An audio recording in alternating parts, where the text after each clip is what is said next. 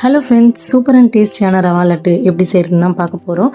இதோட full video கீழே கொடுத்துருக்கேன், வேணும்னா செக் பண்ணி பாருங்கள்.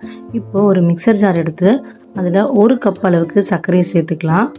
இது கூடவே வாசனைக்காக 5 போல் ஏலக்காவை சேர்த்து நல்லா ஃபைன் பவுடராக இந்த அளவுக்கு அரைச்சி எடுத்துகிட்டு வந்தாச்சு.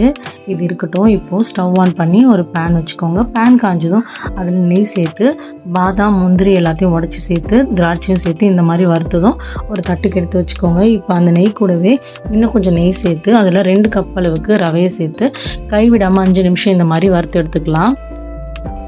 இப்போது இது ஒரு பாத்திரத்துக்கு மாற்றிக்கோங்க. இது கூடவே நாம் அரைச்சி வச்சுருந்த சர்க்கரையும் சேர்த்துக்கிறோம். நெய்யில் வறுத்து வச்சுருந்த பாதாம், முந்திரி, திராட்சையும் சேர்த்து எல்லாத்தையும் நல்லா மிக்ஸ் பண்ணிக்கலாம். இங்கே பாருங்கள், இந்த மாதிரி கலந்து எடுத்துக்கோங்க. இப்போது காய்ச்சி ஆற வச்சு எடுத்து வச்சுருந்த பால் இதில் கொஞ்சம் கொஞ்சமாக சேர்த்து இந்த மாதிரி பிசைஞ்சிக்கோங்க. இப்போது எந்த சைஸ் வேணுமோ அந்த அளவுக்கு நீங்கள் கையில் எடுத்து இந்த மாதிரி நல்லா ப்ரெஸ் பண்ணி எடுத்திங்கன்னா சூப்பர் அண்ட் டேஸ்டியான ரவா லட்டு செஞ்சாச்சு. நீங்களும் இந்த தீபாவளிக்கு உங்கள் வீட்டில் செஞ்சு கொடுங்க. எப்படி இருந்துச்சுன்னு சொல்லிட்டு மறக்காமல் கமெண்ட்ஸில் சொல்லுங்கள். வீடியோ பிடிச்சிருந்தால் லைக் பண்ணி சப்ஸ்கிரைபும் பண்ணுங்கள். தேங்க்யூ ஃபார் வாட்சிங்.